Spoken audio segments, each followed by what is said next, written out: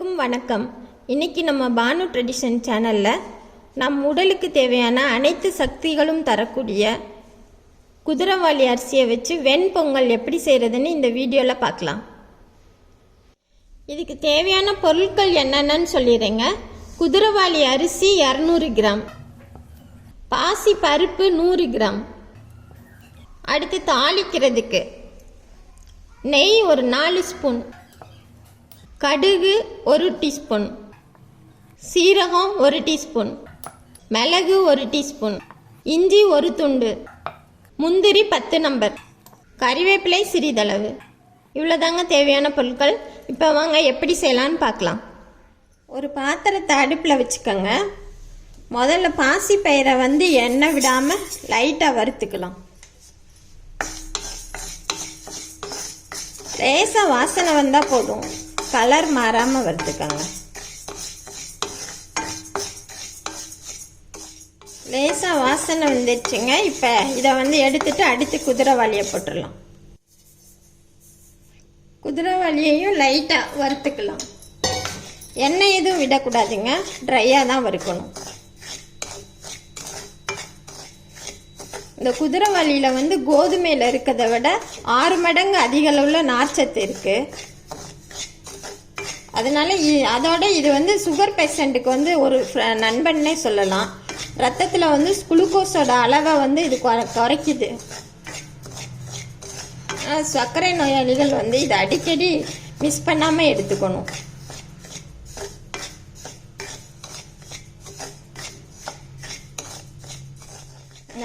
குதிரைவாலி கொஞ்சம் நல்லா வறுபட்டுருங்க, வாசனை வருது. ஒரு சில குதிரைவாலி அரிசி கொஞ்சம் பழுப்பு கலரில் டஸ்ட் இருக்கும். அதை நீங்கள் கழுவிட்டு தான் வடிகட்டிட்டு வறுக்கணும்.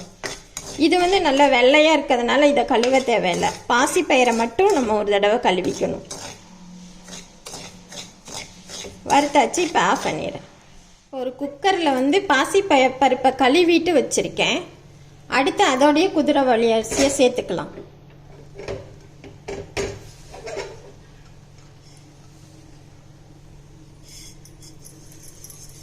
இதை அளந்துக்கங்க. 1 டம்ளர் குதிரைவாலி அரிசிக்கு 2 டம்ளர் தண்ணி. இதோட உப்பு சேர்த்துக்கங்க 1 ஸ்பூன். நெய் கொஞ்சம் 1 ஸ்பூன் நெய் சேர்த்துக்கங்க. 1 டம்ளர் குதிரைவாலி அரிசி, 1/2 டம்ளர் பருப்புக்கு மொத்தம் 4 டம்ளர் தண்ணி வச்சுக்கோங்க. அப்போ பொங்கல் கரெக்டாக வரும்.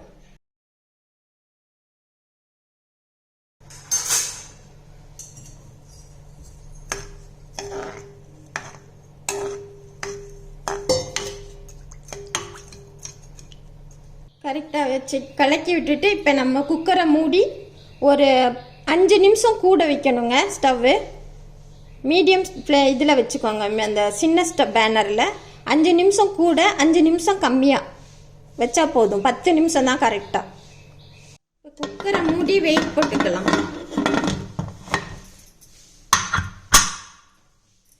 இப்போ 5 நிமிஷம் குறைச்சி வச்சுட்டேன். இப்போ ஆஃப் பண்ணிடலாம். மொத்தத்தில் 10 நிமிஷம் ஆயிடுச்சு. ஆஃப் பண்ணிடலாம்.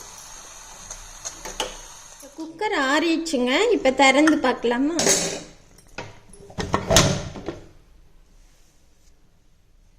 பாருங்க, கரெக்டாக வந்திருக்கு.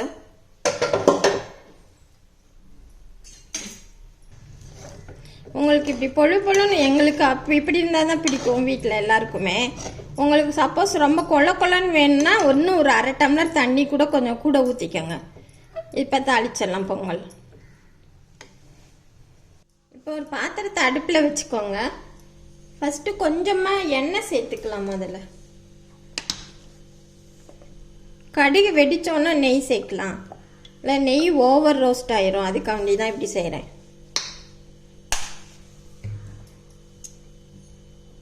எண்ணெய் கொஞ்சோன்னா கடுகு போட்டுக்கோங்க.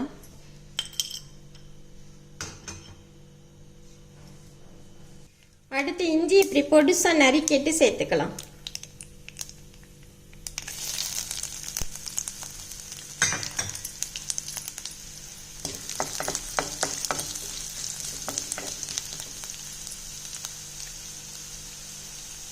இதோட கருவேப்பிலை,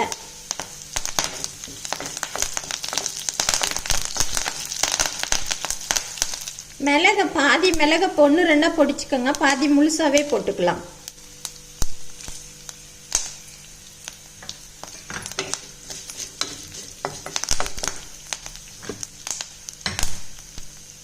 அடுத்து முந்திரி பருப்பை சேர்த்துக்கிறேன்.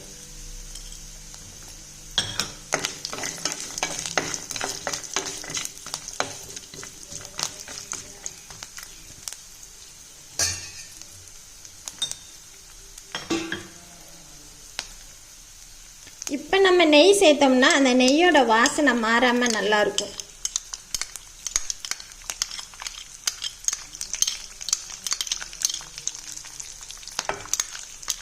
நெய் நீங்கள் எவ்வளோ வேணுமோ அதை சேர்த்துக்கலாம்.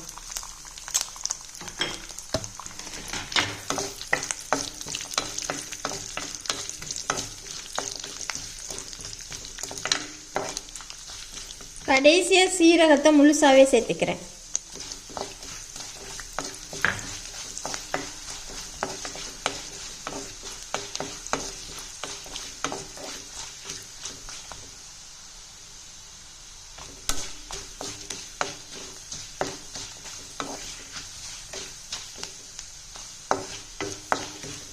முந்திரி நல்லா ரோஸ்ட் ஆயிட்டாவே நம்ம போதும், ஆஃப் பண்ணிடலாம்.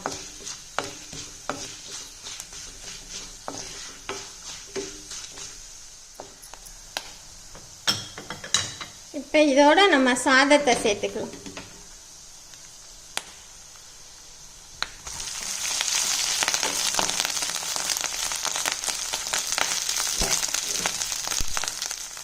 பாருங்க, பொங்கல் நல்லா தயாராகிடுச்சுங்க. குதிரைவாலி அரிசி உடம்புல உள்ள கெட்ட கழிவுகளையும் உப்பு அதிக அளவில் இருந்தால் அதையும் எடுத்துருங்க. அதனால் நம்மளுக்கு வெயிட் லாஸ் பண்ணணும்னு நினைக்கிறவங்க இதை அடிக்கடி செஞ்சு சாப்பிட்லாம். இதில் அதிக அளவில் விட்டமின் சத்துக்கள் இருக்குது. Vitamin A, B, C, D, K எல்லாமே இருக்குது. அதனால் இதை தாராளமாக நம்ம சாப்பிட்லாம். காலை உணவுக்கு இது ரொம்ப சூட்டபுளாக இருக்கும்.